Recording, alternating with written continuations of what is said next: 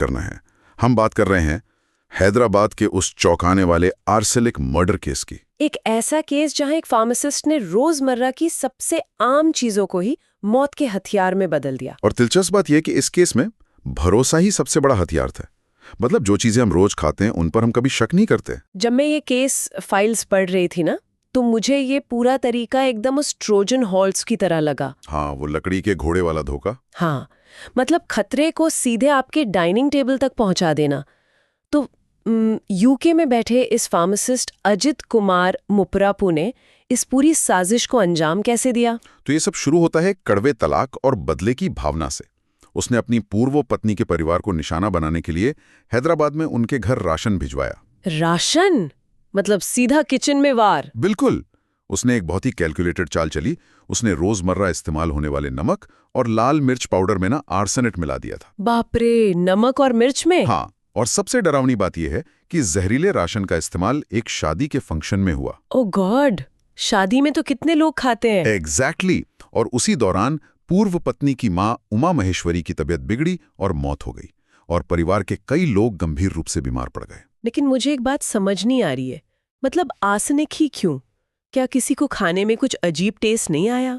यहीं पर ना उसका फार्मासिस्ट बैकग्राउंड और उसकी साइंटिफिक नॉलेज काम आती है। अच्छा। आर्सेनिक की सबसे खतरनाक बात यह है कि ये कलरलेस, ओडरलेस और टेस्टलेस होता है। मतलब ना कोई रंग, ना कोई महक, ना स्वाद। ओ, तो जब इसे नमक या मिर्च में मिलाया गया तो ये पूरी तरह से घुल मिल गया होगा। बिल्कुल।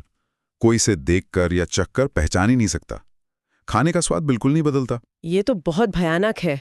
और इसका दूसरा पहलू यह है कि आर्सेनिक पॉइजनिंग के शुरुआती लक्षण बिल्कुल नॉर्मल फूड पॉइजनिंग या पेट खराब होने जैसे होते हैं। हाँ, और शादी जैसे मौके पर जहां लोग वैसे भी हेवी खाना खाते हैं, पेट खराब होने पर किसी को शक ही नहीं हुआ होगा कि ये जहर है। किसी को भी नहीं, सबको लगा बस खाना भारी था। ये सुनकर तो सच में रोंगटे खड़े हो जाते हैं। और अगर हम लॉजिकली सोचें तो नमक में इस तरह जहर मिलाना कोई हीट ऑफ द मोमेंट में किया गया काम तो नहीं हो सकता। बिल्कुल नहीं। इसे सोर्स करने और सही डोज तय करने में हफ्तों की प्लानिंग लगी होगी। क्या इन फाइल्स में किसी और बैकअप प्लान का भी जिक्र है? बहुत सही ऑब्जर्वेशन है आपकी। प्रोसिक्यूशन की फाइल्स बताती हैं कि ये सिर्फ एक बार का अटैक नहीं था। मतलब और भी कुछ प्लान किया था उसने? हाँ, ये एक सिलसिलेवार साजिश थी।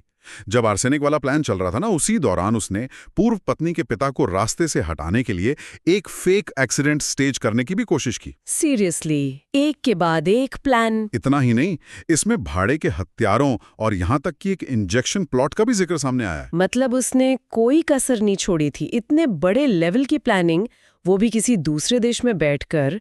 उसने शायद सोचा होगा कि इंटरनेशनल बॉर्डर्स की वजह से वो सेफ रहे। ज्यादातर क्रिमिनल्स यही सोचते हैं। तो अभी वो है कहाँ और उस तक कानून कैसे पहुंच रहा है?